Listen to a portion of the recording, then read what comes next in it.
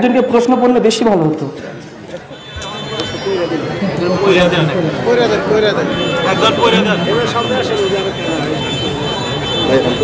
জি বলুন।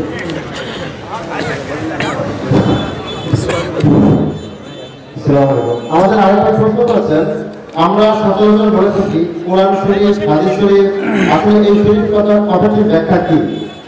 ওয়ালাইকুম আসসালাম ওয়া রাহমাতুল্লাহি ওয়া বারাকাতুহু। ভাই প্রশ্ন করেছেন, আমরা বলি কোরআন শরীফ,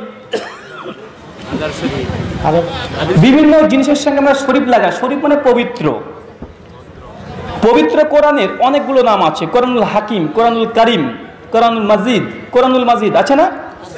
এগুলো কোরআনের সঙ্গে নাম স্বয়ং কোরআনে আছে। তো ভাই যে নামগুলো আল্লাহ স্বয়ং আল্লাহ কোরআনে দিয়ে দিয়েছে, সেই সব নামগুলোতে ডাকাটি উত্তম, না মানুষ যেটা নাম দিয়েছে একটা আরবিতে নতুন ভাবে সেটা ডাকা উত্তম? তো ভাই আল্লাহ যখন কোরআনকে কোরআনুল কারিম বলেছেন, কোরআনুল হাকিম বলেছেন, কোরআন মাজিদ বলেছে, তো আমরা লোকের দেওয়া মানুষের দেওয়া নামে কেন রাখবো? এটা বুদ্ধির বিবেক আসে না। আল্লাহ যখন নাম দিয়েছেন স্পষ্ট ভাবে, যদি কোরআনের নাম না থাকতো তবে আমরা নাম দিলে সেটা একটা আলাদা বিষয়। তবে অবশ্যই কোরআনুল কারিম, কোরআনুল হাকিম এগুলো আল্লাহ দেওয়া নাম। কোরআন শরীফ বলে পবিত্র কোরআন হাদিসে কোন জায়গাতে এই নামটা বর্ণনা করা নেই। তাই এটা থেকে দূরে থাকাটি বাঞ্ছনীয়।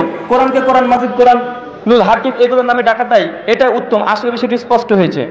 আমাদের